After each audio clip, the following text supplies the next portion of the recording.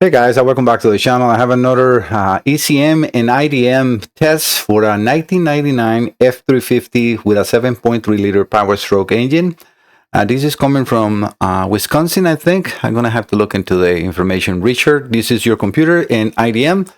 I don't have the note with the concerns. All he sent was his information in the bean, but I'm actually in the middle of a texting him to find out exactly what it was. This is here since the 17, April 17. Today is the 24. I'm trying to catch up with everybody. I'm actually extending the testing time because I got a lot of work. Thank you guys for all your support, all your subscription to the channel. That are really helping me a lot. Thank you so much. God bless you all. All right, so let's go into the test. So as I normally do, I have the computer and the IDM connected. This is the node in there, but like I said, all I have in there is just the VIN number and the year model of the vehicle. Not really much to show. All right, yes, he just answered my text, and he said it's just possible water intrusion. So let's see if we can get communication, which I'm actually connected to the scanner, and I did one of the injector tests, and it's running good. But based on his concerns, I will probably open the IDM in the computer to see what I see, because if this is water intrusion, it's probably best to do that, even though right now they're having both good communication and everything. So let me put the scanner and the oscilloscope in the screen. Oh, I forgot to show you the actual information, right? So let me just show you the node, because that's all I got from him. So this is the node and the part numbers. I always take a picture so I collect information from the modules. His name is Richard from Wisconsin.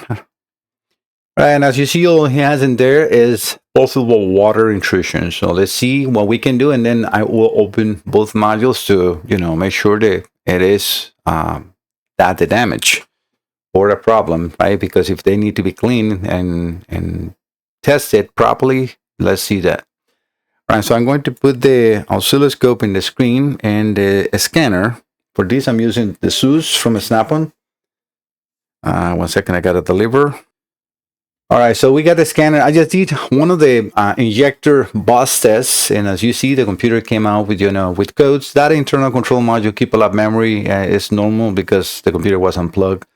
So let's go back into, and these ones, I was actually going to connect and everything to show you that, but in these ones, I cannot even read the beam because of the year model. So that is normal. So I'm just going into the injector bus test, which is I'm just going to go over to the main menu and engine, powertrain, automatic with air conditioning in here. It doesn't really matter.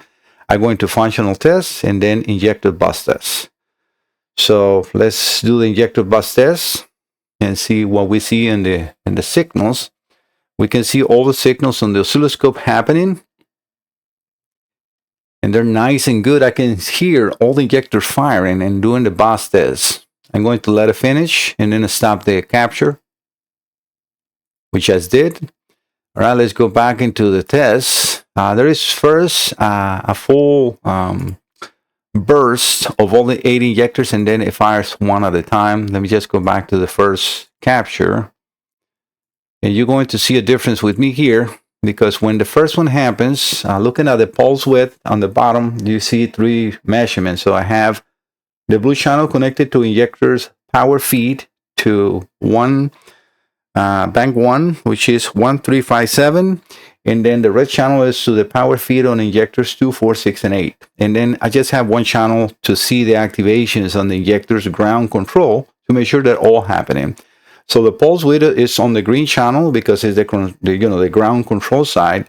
And then we're just looking at the power output of the IDM when the computer is commanding that to happen, which the IDM will not command the injectors on until the computer commands. So we are seeing that happening in here. So in the first burst, we can see 1 millisecond, and this is very specific to this test, right? When it goes into firing each of the injectors, and the reason we're seeing that in multiple of my windows is because of the time base that I selected 20 milliseconds. Okay, now when it's firing one injector at a time, we can see that the voltages on both channels are the same in A and B, which is good. That's the high voltage, the positive side. And now the low pulse width went to half of what it was being commanded before, which is now 466 microseconds, so almost half a millisecond. but all the signals are there. So I am not seeing anything wrong with either one of the computer or the IDM as it is. So let's wait for the scanner to populate the code. This is a 1999, so it's going to take a little bit to populate, but it is populating the full code that you saw before. So that's telling me the communication wise, you see, is now all the full codes, because I have nothing really connected to the computer except for the actual IDM, because I'm doing the injector bus test, and I have all the injectors connected on my simulator behind me, and all is connected and working properly. So this is a working setup.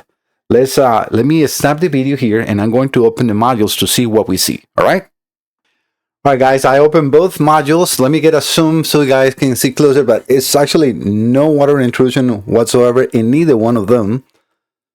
So I'm going to just get you a close look so you and Richard can see this, because like I said, I always try to reproduce the customer concern and make sure that everything is working fine.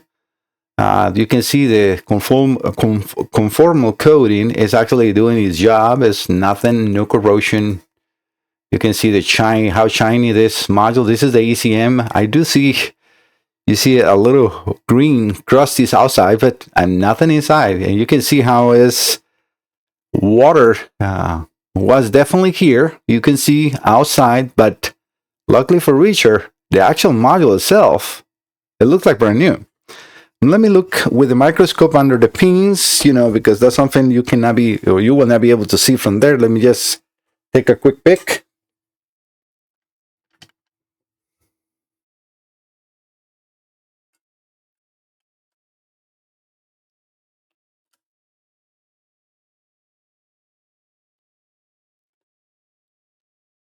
It is pristine.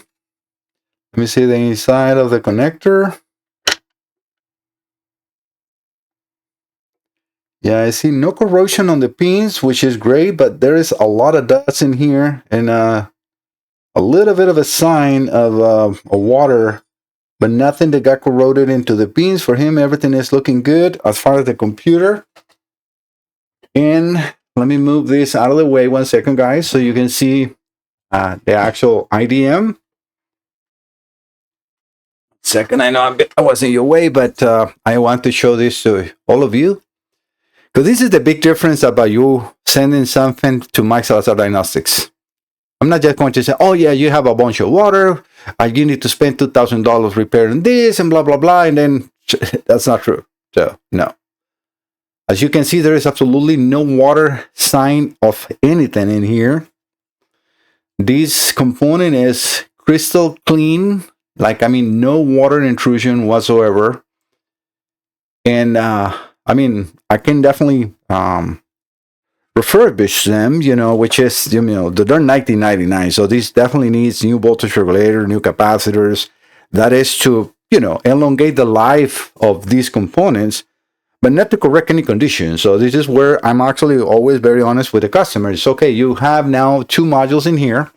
They're 1999. So yes, there's like a ticking bombs that can be damaged because of old capacitors, the voltage regulators, diodes are in the end of the lifespan, but not because this will correct anything in your car. And definitely I can show you now that I'm seeing in the cover here. Let me get back to this view. You can see how water was definitely here. You see, like on the ECM mostly. I'm going to remove the IDM completely to see underneath, just to make sure we're not missing anything.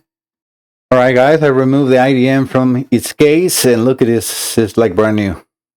Nothing as far as water intrusion on the IDM. And you can see this board, just pristine. Same as the computer board. I'm actually really surprised and very lucky, because, the way this computer sits. Let me put the IDM back in his case.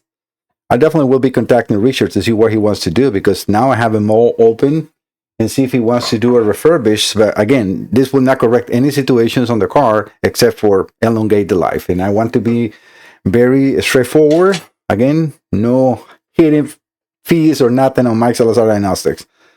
But this is what probably saved this module.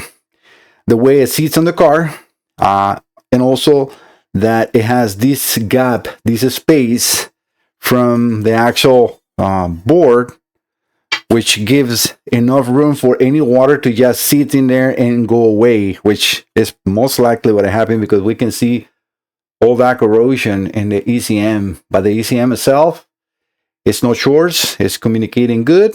So, all right, guys, let me talk to Richard. And this is probably just going to be, like I said, a refurbish service for both of them if he wants to go that way, but not to correct anything. As you see, I'm completely transparent.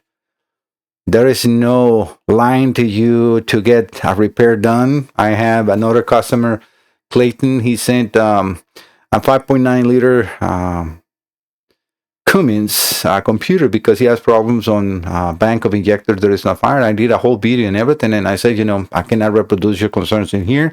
If you want, I can refurbish your unit to put new components on it. It's a 2004, I think. It's so 22 years old.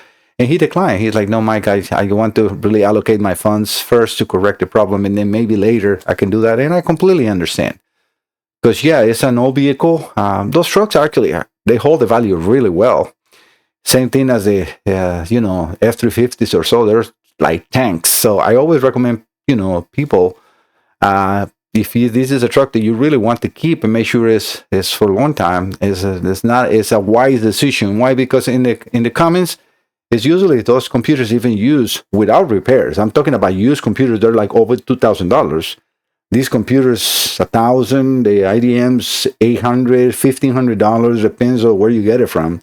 And I'm talking about if you want a quality one IDM, it's going to be like $1,500. You want the spooky ones that I call spooky because you do not even know where you're getting. If it's just a painted unit and they have done nothing, you can pay for around $750, $800. So it's a very, huge investment. You have your components. Yes, it's going to be a price to do the repairs, but at least you know that they're going to last forever. All right, guys, thank you so much for visiting the channel. Don't forget to subscribe. See you next time. Bye-bye.